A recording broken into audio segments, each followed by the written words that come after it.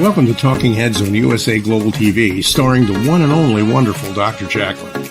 It's a prestigious place where world-class influencers and experts meet, and where you'll find the most trusted advisors and coaches for all things in life and business.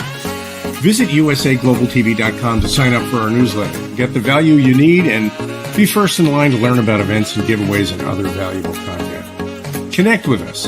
Email Dr. Jacalyn at usaglobaltv.com to talk about how you can become part of USA Global TV. That's USA Global TV, where the doctor is always in. Hello, everyone, and welcome to USA Global TV and Radio. I'm Dr. Jacalyn Kerbeck. I'm the president, founder, and chief listening officer here at our network, where we currently have 29 live broadcasts each and every week. Our show today is Aging Gracefully with Humor. And we have a fabulous topic that's so relevant as we become seasoned citizens. What happens with all of our stuff? How do we downsize? And when we leave this great earth, what happens with our possessions? And what can our loved ones do to help maybe repurpose those items? So let's welcome the star of our show, CATHY Fulton. CATHY, welcome. Good morning. Hello, nice to see you again. How are you today after Woman's Prerogative last night? I'm good. How about you? I'm doing well, thank you. And I'm really excited for this topic because it's just so relevant for all of us. Yeah, it really is. And I met Bryan when I was pretty much in a crisis. And so anyway, I think that the viewers this morning will gain a lot of information from him. Outstanding. Well, I'm looking forward to bringing him out. Before we do, CATHY, please share with our audience, for people who are joining us for the first time, whether it's on TV, radio, later on a podcast, what is your connection with Aging Gracefully with Humor, aside from being a human being as we all age? Tell us more about the work that you do in this area. So I own a home care agency, and it's a home care agency for the elderly. And probably the primary focus of our business is we provide live-in caregivers. And this is for people that do not want to have to sell their home and move into assisted living. They want to age in place. And so the impetus of this business was started because my mom had 2 strokes back to back in 2010. And I was looking for help, looking for a way to, figure all this out. Because, that's usually when things really get tough, is when, you're just kind of blindsided with an issue. And so anyway, long story short, I had a very difficult time connecting with home care agencies that could help me with care for my mom. And so I got very frustrated, and I ended up really doing it all by myself. And I thought, after I did this for a while, I was like, you know what, I know what people want. So I'm just going to go ahead and get licensed and start my own business. And so that was, I don't know, I think we've been in business for about 9 years now. So that's my connection. Well, congratulations. I've said this to you before. I love the fact that when you're not getting the information you need, or it's not working out the way you thought, you just go in there and say, you know what, I'm going to do this myself. I'm going to start my own agency. And I know you've done that in a number of aspects in your life. I think that's really amazing. Well, well, thanks, but it's, I don't know. I just get, maybe I get too easily annoyed. I don't know. But in this instance, I really felt like I have a huge point of reference, and I know what people want, and I know what they need. Kind of like when people are looking for childcare for their children. I don't have children, so it's very hard for me to relate to that. And so it's been a huge vantage point for me in this industry, because I tell people, that I live this every day, and that I'm still taking care of my mom, she'll be 92 in February. And you can just tell, it's like the wall goes down. It's like, oh, so you really do get it. And I'm like, yeah, I live this every single day, and I can appreciate what you're going through. And so anyway, it's helped in many respects. Well, as always, thank you so much for sharing your transparency and just making yourself so relatable to people. That really is wonderful that you are just so candid about what's going on in your life that we can relate to it. So thank you for that. I don't have time to beat around the bush. Well, you've brought a wonderful guest here, Bryan McDaniel, and he is a business owner and entrepreneur. His business is Easy Downsizing. And we're going to speak to him about what happens with our possessions, maybe as we go into that final chapter of our life, or maybe we've passed away, or we're caring for someone else, or there's an estate. So let's bring out Bryan McDaniel, who's joining us from Sterling, Virginia, in the United States. Hi, Bryan. How are you? Hey, great. Hi, Jacalyn. Hi, Kathy. Hi, Bryan. It's so nice to have you here. And as we mentioned a couple of times, that what you're doing is so important. I think sometimes we take this for granted, and then all of a sudden a loved one passes away and we've got to go through their home and through all their stuff. And what are we going to do? And people start arguing over it. How much is this worth? We don't know what to do. So you mentioned backstage that you changed careers and that you've now found your passion, and you seem really happy. So tell us about this journey. Sure. I've been selling stuff forever. It's probably since the early 80s. I'm a Marine. I'm a retired Marine. I joined the Marines in 1980. And because I was broke, I didn't have a lot of money, a lot of entertainment, not much to do, but going to an auction was free. So I would sit there and I'd watch them sell stuff. And the auctioneer said, "Hey, do you want to work here?" And I said, "Yes, I do." So I became like the Vanna. I would hold up stuff and the auctioneer would do his, fast talking and that sort of thing. But I'm still in the Marines at the time. So the Marines were my full-time job, but I just kind of grown a passion with stuff and other people's stuff in particular. And when I moved to Virginia Beach and opened up my own auction, opened up my own antique store in 86, 87, around there. And then I got transferred. I had to sell it. And I stayed pretty busy in the Marines for a while, but found eBay in the mid 90s. And this was before eBay even hosted pictures. You had to get your pictures hosted by a third-party agency if you wanted to sell stuff on eBay. This before PayPal. So if you wanted to sell something, you also had to wait for someone to send you a check. Then you had to wait for the check to cash. Then you had to wait for the check to clear before you send them their stuff. So it wasn't like Amazon where it showed up on your porch the next day. It took a while. So when I retired from the Marines, I worked for a tech company, worked for SAIC for about 8 years, then transitioned to work for the government for a little while. And it wasn't my thing. I love the people that I work with, but it just wasn't my passion. So stopped that job and went full time into the selling other people's stuff business. Started out as an auctioneer. Talking fast, had my building. Then I bought an estate sale company. So we did both of that. I auctioned things at a facility. And then we would go to people's houses and put stuff, put price tags on things and basically turn their home into a thrift store, right? Let people shop it for a few days. And then I finally got to the point where, the best way to do this is not the live auction. It's not to put price tags on things and let people, shop a house. It's putting things on the internet and selling online. So that's what we do now full time. We're an online estate sale auction company. Wow, that's quite a journey. Thank you. And I love that each part of the way you learn something new and brought it all together.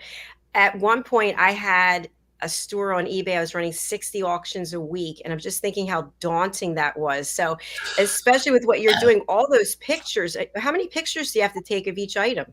Oh, it depends. If it's it's a sealed CD of Game of Thrones, one, because everybody knows what that is, right? I mean, that's not hard to describe. But when you get something, you get a nice piece of jewelry, you get a Rolex watch, you get a car, sometimes you want to take, it could be 20 or 100 pictures, just depending on what it is. Yeah, exactly. Like I'm looking at all the beautiful items you have behind you. And if you were to list any one of those, you might have to really do a great description and a lot of pictures, right? Exactly. Because when you're buying things online, all you have to go by is that photo and in that description. So we're very visual. So people don't do a lot of reading. They do a lot of looking when it comes to making purchases. So tell us about the first time when people connect with you. Is it kind of like when Kathy was talking about a different situation, but she really needed somebody? She needed so somebody's reaching out to you and they're kind of really desperate or in need. What is that Yeah. conversation like? Oh, and it happens all the time. And people don't know what they don't know, obviously.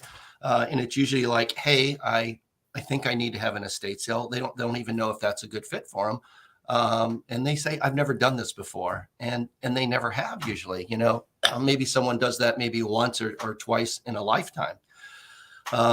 So we gather a little bit of information for them over the phone to find out if an estate sale is a good fit, meaning when we say estate sale, sale out of their home. And sometimes they only have 10 items. Well, that's not a good fit for us to sell 10 items of theirs. They can do a Facebook marketplace or maybe consign them to a place that would be willing to accept those items, but not necessarily have a traditional estate sale. So if we find out that, they got a whole house full of, Aunt Jenny passed away, they're the executor of the estate, and the family's taken the items that they want, and they just need to get the house empty so they can move on to whatever that next step is with the property, turn it back over to the landlord, or maybe even put it on the market and sell it. So our first step is an initial consultation. We'll actually go out and meet with them face to face. We'll take a look at what they have, and I'll tell them over the phone, if I like you and you like me and I like your stuff, we'll get something on the calendar and take care of it for you. Wonderful. I have one more question, and I'll go over to you, Kathy. Sorry.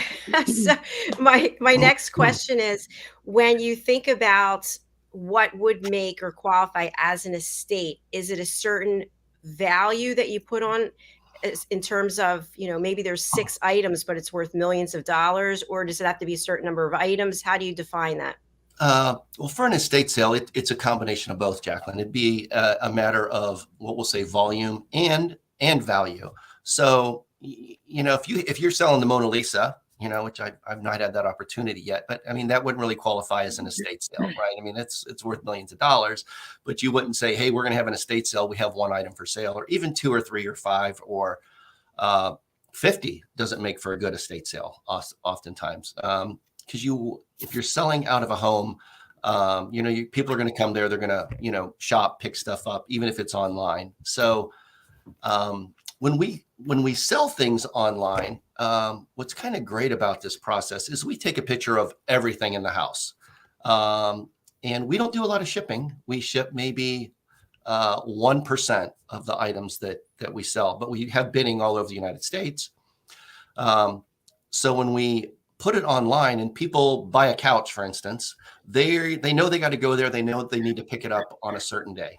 And what they'll end up doing is they'll like, you know what, since I got to go there, I'll buy a garden hose. I'll buy some Windex, that they may have for sale, or people tend to buy multiple things when they show up. So if you got 20 or 30 things you're selling, it's just not going to create a lot of interest, I would say. So it's a volume and value type thing. Thanks so much for explaining that. I love that you can buy the Windex and the garden hose as well. It all has to go, right? It absolutely has to go. And that's the service that we want to provide. I mean, we want to sell everything that's in the house. The family doesn't want to have to deal with it, because if it doesn't sell, there's an added expense in just getting rid of it. So, we want to make sure that everything sells. And we typically sell, very proud to say, 98% of the things that we list. So if we're selling a house that's got 400 items, typically there's going to be about 8 that don't sell. Congratulations. Thank you. Excellent. Yeah. Well, I mean, Bryan, when I contacted you, well, first of all, I think you sold everything. We did. Yeah, everything that I brought you sold.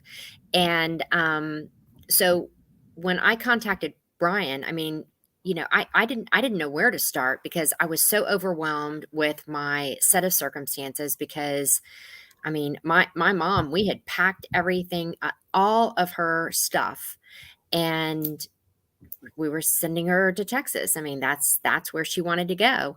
And then at the 12th hour, not even 11th hour, maybe 1 minute left on the clock, she changed the game and decided that she was going to stay. And so everything had been packed up in U boxes because that was going to be the least expensive way to get all of her things to Texas, because that was like full-fledged pandemic. Everybody was rolling out of California, moving to Texas, moving to Florida. Just the transportation expenses were astronomical. And so I had all these U boxes. I had just moved into a new house. I didn't have space for her stuff because I didn't know she was going to be there with me. And so I'm thinking, okay, so these things are in storage. The clock is ticking. Every month that I have these, I'm paying for it. I mean, it's just, it was almost suffocating overwhelm. And so then I got on the internet and I started trying to get in touch with people such as Bryan. Had no idea what to expect, really what even to ask. Got in touch with a few people. Then they never returned my call, like as a follow-up in order to move forward. And so then that created more anxiety for me, because I'm thinking, okay, so they'll take the first call. What happens if I just deliver all of my stuff, which in my mom's case was just massive? So I dump all of my stuff off and then I never hear from you again. Meanwhile, so you see where my mind was going. Okay, so then you're selling it. I don't get the proceeds. I mean, so then finally, Bryan and I connected and he followed up. I mean, we talked for a while, told me where he was located. And I mean, he was awesome. He's a fantastic communicator. I mean, like I'm a very early riser. And so I'm sure some of my emails were the first in his inbox every morning, and he would get right back to me. And my emails were like, my mom was asking things about, oh, what about this piece? What about that piece? And I'm thinking, Bryan has it and maybe he's going to sell it. Well, there's a part in the agreement that says that, once we have your stuff, we have your stuff. You can't call. We're not going to dig through it, and understandably so. But I would call him like in tears. I don't know how many times I cried all over you. I mean, it's like every time I went by to pick up something that he would dig up and say, here, you can have it back. I mean, look, if he would have said, look, it's our policy, we just can't dig through all your stuff. And I would have said, I get it. I would not have been angry at all. But I mean, they went over and above. And, I also remember telling him while I'm, crying, going, you're just not supposed to get rid of someone's things while they're still alive. Because, like I looked at this, I remembered this stuff, how my mom would save her garage sale money and then buy a piece of furniture that she still had. And now we're at that point where we don't have anywhere to put it. The cost of storing it is going to be, I mean, we could buy all new stuff by the time we pay all the storage fees. And it was just, I would never get rid of anyone's things for all the money in the world. But it's just, I was just so,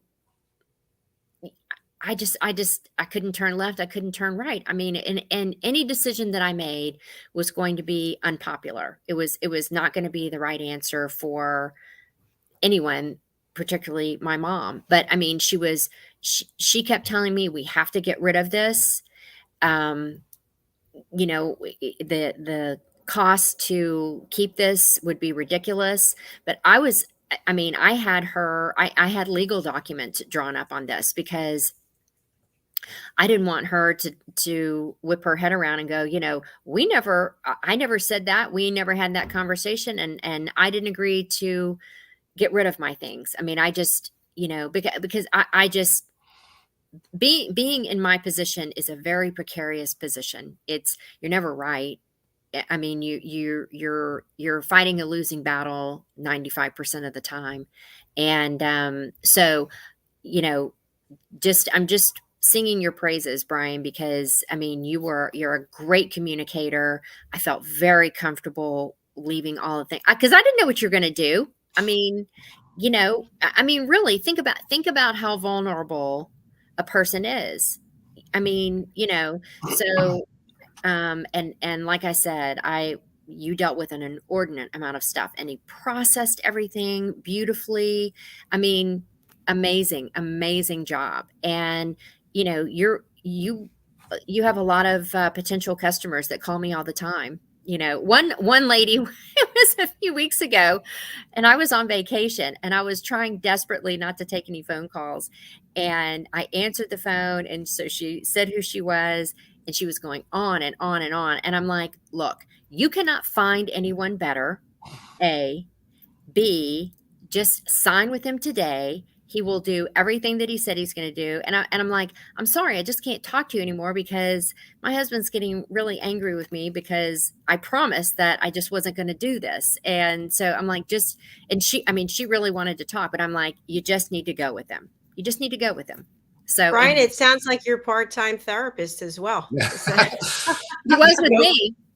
Cathy was she's in a tough situation, and she's in the middle. And like she said, whatever she does isn't going to be right, and it's hard because when people are selling stuff, it's memories, they're selling memories. It's not like, hey, I need to sell my couch. It's like, I'm going to sell the couch that me and my husband bought. We didn't have any money. My kids, slept on this couch. They played on this couch. I mean, that means something to them. And I will tell you that Cathy's mother had absolutely gorgeous things. I mean, Cathy sent me some pictures of her mom's house, and I was like, holy cannoli. I mean, it was absolutely fabulous. So what a service we also offer, Jacalyn, which I haven't mentioned, is we do have a warehouse in Sterling. So when someone can't have an estate sale, Cathy's mom's stuff was in, I don't know how many pods or you 13. It was. 13? 13, just 13. Just 13 of these, okay? So we obviously can't do an estate sale out of 13 containers. That's not going to work out very well. So she brought them she had them delivered to our facility here in Sterling, and we kind of whittled away with them a little bit at a time. And I said, Cathy, we can't sell all of these in one auction. There was just a significant volume of items.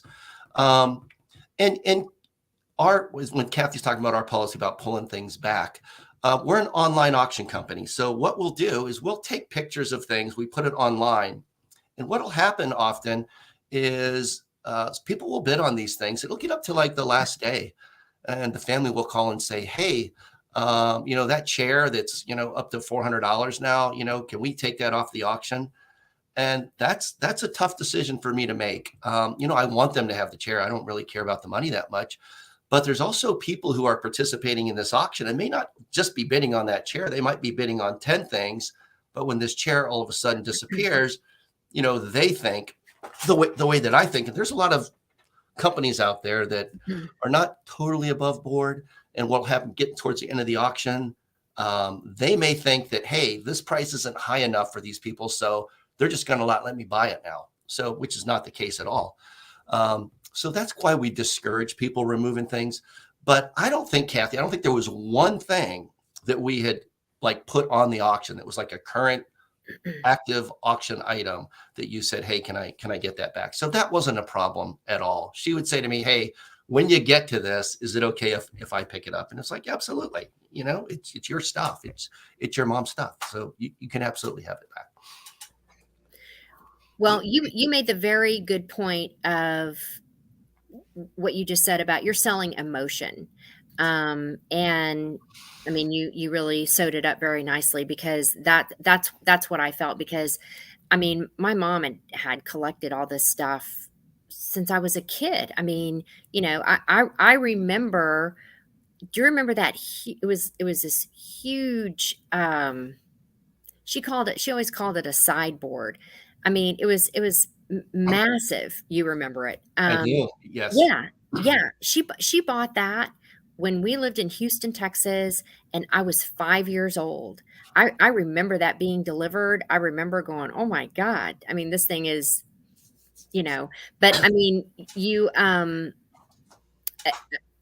I mean, you just did an amazing job. And, like the other thing, if there are other people out there that are in very difficult set of circumstances, I mean, before I could have all of those U boxes sent over to you, and I said that there were 13, there were 13. And do you know what I had to do?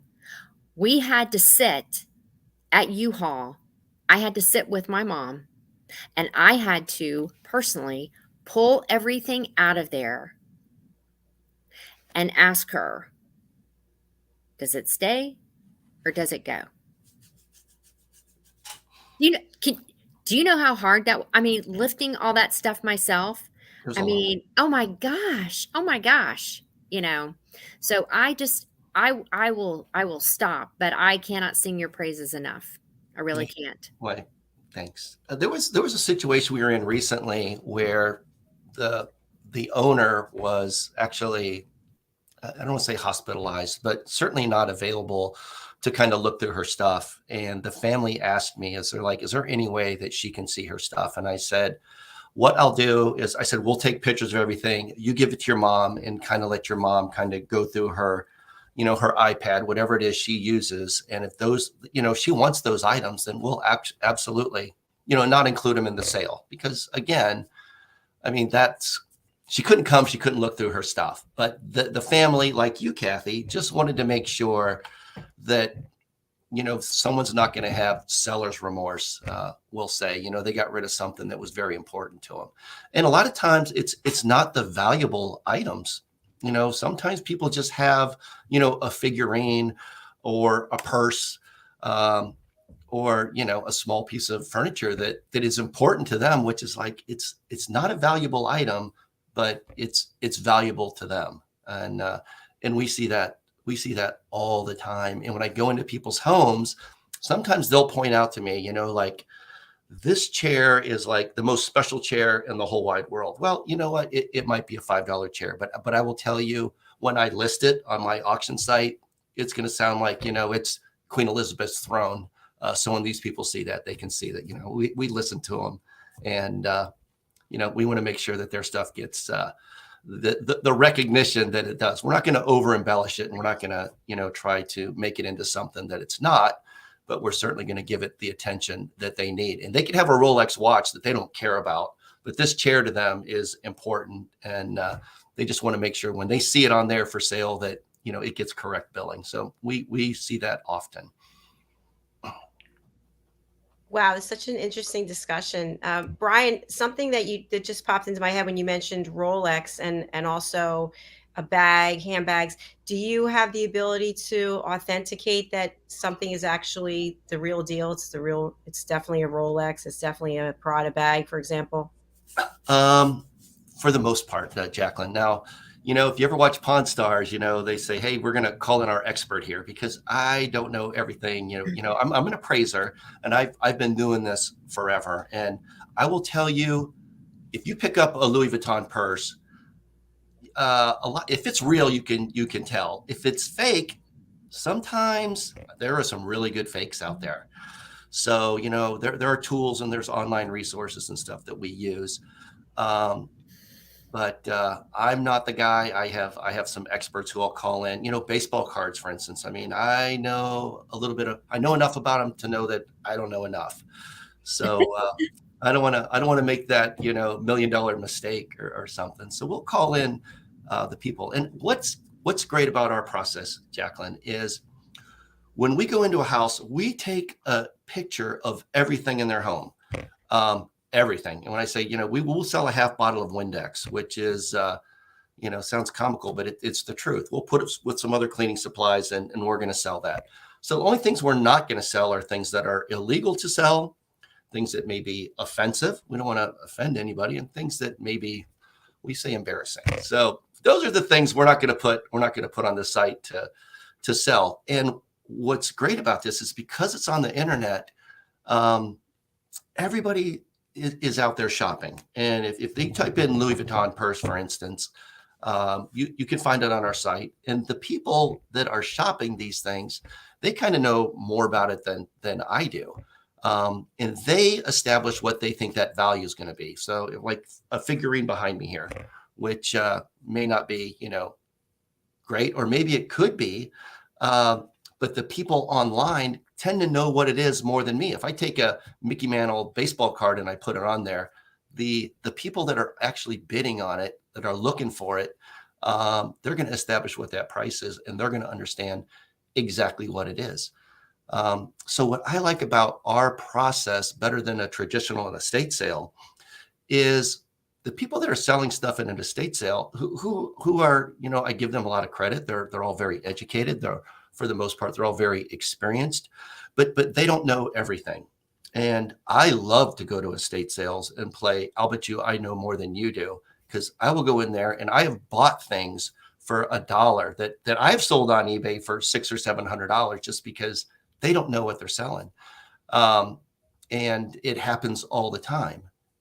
Or sometimes they overprice things. They may think that this thing is worth $600 or $700, but it's not. And then at the end of the day, it doesn't sell. So what do you do with that stuff that doesn't sell at the end of an estate sale? Again, we talked about it earlier. There's an expense to just get rid of that stuff. Plus you're losing money because that item didn't sell. Yeah, they're really good points. I'll just share, I had a garage sale once or twice in my life, and there's like professional people. They're like hawks. They're like, oh, I'll take this for $1. And then you hear them whisper, yeah, this is a blah, blah, blah. I'm thinking, wow, what is that? I thought it was a pen. It's a pen. But anyway, there are people who really know what they're doing. So a question I have for you is, let's say you have a situation where the executor just wants to get rid of everything. They just want to liquidate it. It's not even about the money. It's just getting rid of the stuff so that they can close up. Can they say to you, hey, take all of this. I'm willing to give it for X dollars. I don't even care what it sells for in the auction. Do you do that, or it all has to be item by item sold in the auction? What you're talking about is called a buyout, where they just come in. It's like, hey, just give me $2,000 and make it go away. We don't do that because a lot of that stuff would just end up in a landfill somewhere. I mean, if you're talking about cleaning out a whole house, there's probably, for the most part, there's more expense in like emptying the house than there is in value of the things that they're trying to get rid of. So I do know people who will do a buyout, and a lot of times they'll go do a buyout and they'll say, I'm not going to give you any money, but I'll empty out the house, which means they're going to take all the cleaning supplies and the empty cans of paint and, the stuff that, all the clothes and all the shoes that really don't have a lot of value. And maybe you got a basement full of stuff that's just been down there forever. To empty that stuff out is costly. So there are people that will go in and do a buyout. It's not something that we'll do. I'll go in there and I'll say, I don't want to do a buyout because I don't want to remove all this stuff and throw half of it in a landfill, but I could say, hey, I can take these 25 items right here and, you'll give you a check for, a few $1,000s. So I don't mind, we'll call cherry picking items, but as far as like buying a whole house full of stuff, it's not a service that we provide. And it's not, I get that they just want to sell the house and get the stuff out of there. But I like to keep things out of a landfill. And when we sell the property out of a home, and I tell people, this is going to sound terrifying, and Kathy knows, everything starts at $1. It doesn't matter if it's a Rolex watch or a car or some linens. Everything starts at $1, and it gets sold to the highest bidder at the end of the day, and which is why we sell so many items. So when we're done, there isn't anything left in the house to clean out or remove. And when people say, can you remove everything that's left?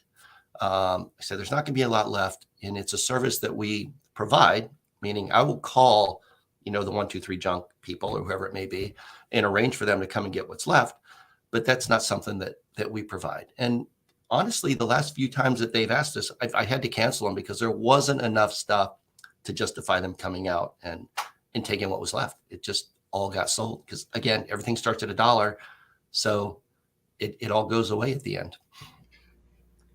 Wow, that's exciting. You know, when you were talking, I was thinking about the garage, the dreaded garage. How much stuff ends up in a garage? It's just like, to your point about paint cans, rusted tool, all these things that it's like, who's going to take it? What are you going to do with it? So I have pulled up your website. Would you like me to share that and walk us through it? Sure, please. Perfect. All right. So let me just share my screen.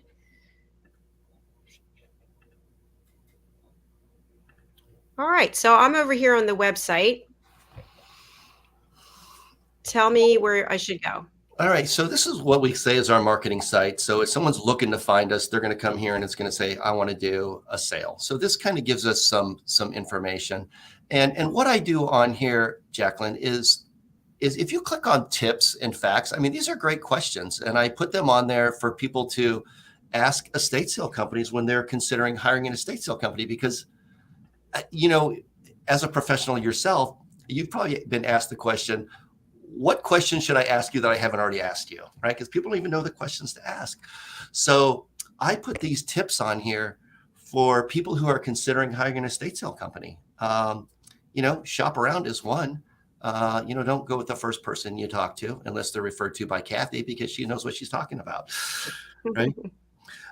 You know, get a contract to look at before, you know, the estate sale company shows up. Some of them don't even have contracts. They're going to come in, they're going to say, hey, we'll sell your stuff and, you know, we'll give you 30% and we'll do it on a handshake and we only accept cash. So probably the wrong person. You know, ask them, what do they do with the items that don't sell? Because if you do a traditional estate sale, and this is the way a lot of traditional estate sale contracts read. And when we say traditional, this is where we're going to let people shop the house. It's like, we're going to come to the house, we're going to price everything. On the first day, we're not going to go down at all. The second day, we're going to go down 25%. Last day, we're going to go down to 50%. And what doesn't sell, we remove. And people go, that's awesome. That's exactly what I want. But consider, what if they put, and I'll use a Rolex as an example. What if they put $10,000 on the Rolex? The last day it goes down to $5,000 and it doesn't sell. Well, their contract says they're going to remove it, you know, so they're keeping it. So there's almost a conflict of interest for them to sell everything, because if it doesn't sell, they're going to remove it. You know, they say they're going to donate it, which they may donate a lot of things, but you really don't have complete visibility of what happens to items that don't sell during a traditional estate sale. So asking them what happens to these items is a good question. And we talked about the clean out service at the end of the sale. You know, do you take everything that's left? If you want to scroll down a little bit more, there might be some more questions on there. There you go. You know, what is your commission is a good one. You know, how much do you charge to do a sale? And we charge 40%, and people go, oh, that's high, you know?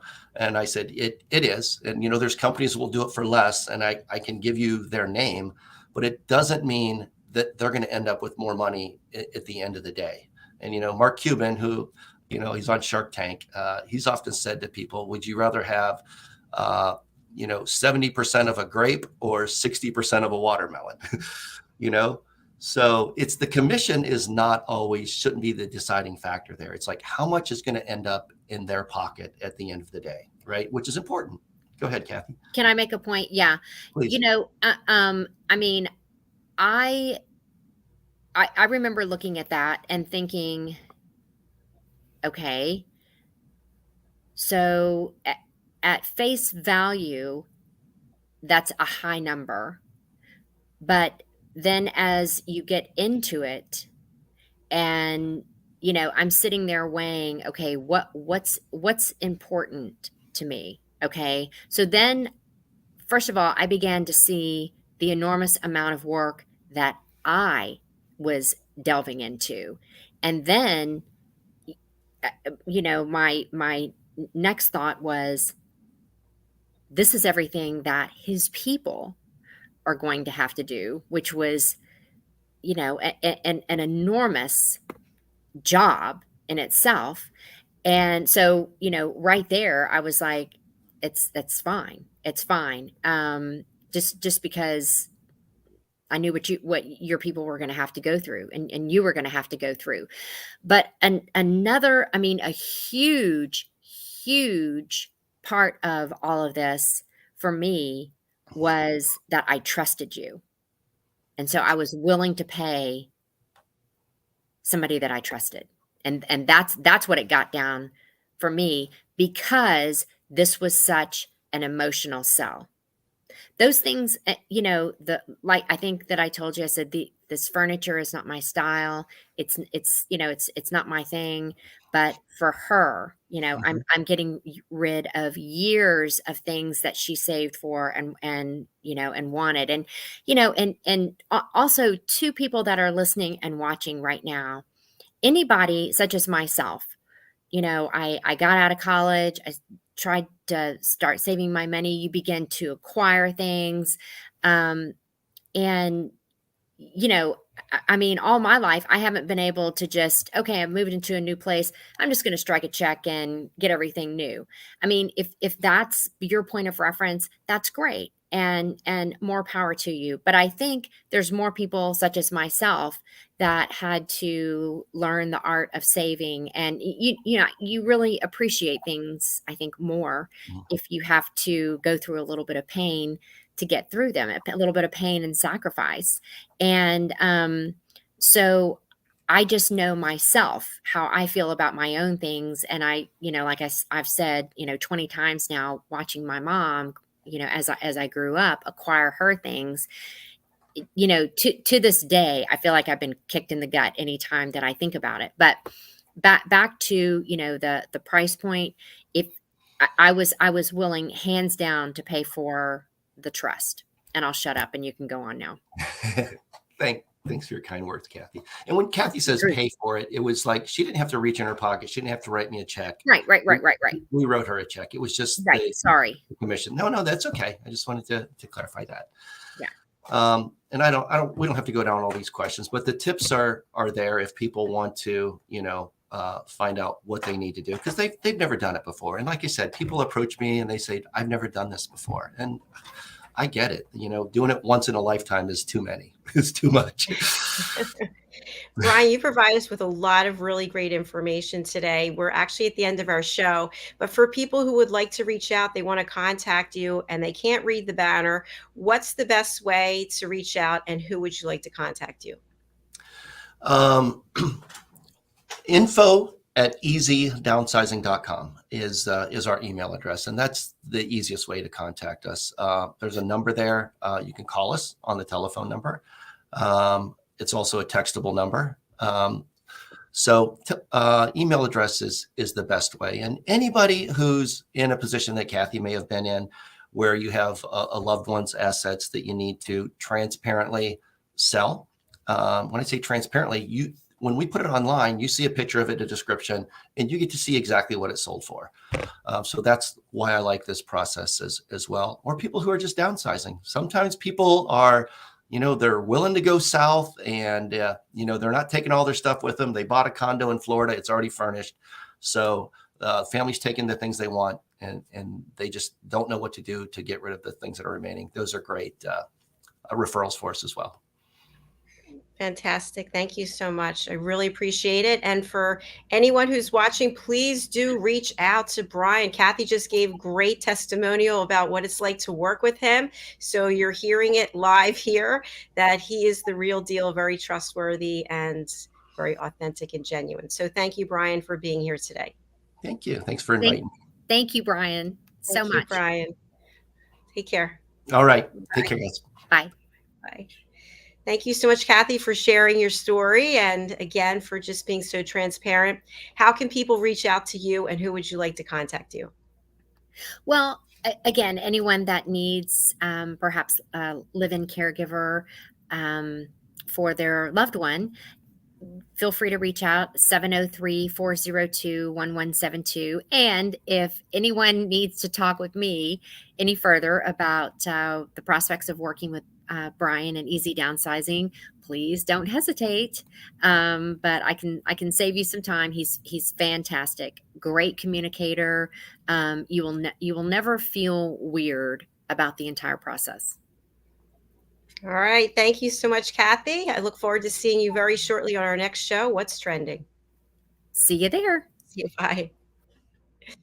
And thank you, as always, to each and every one of you. I say this and I have to keep saying it over and over again. My heart is so warm and full when I see how our numbers are increasing across all of our platforms. We are a global platform. We have 39 team members and 29 shows. If you'd like to join us, we have so many opportunities in different categories, whether it's hosting your own show, co-hosting a show with me, being part of one of our panel shows, being one of our expert presenters on Talking Heads, joining our elevated listening team.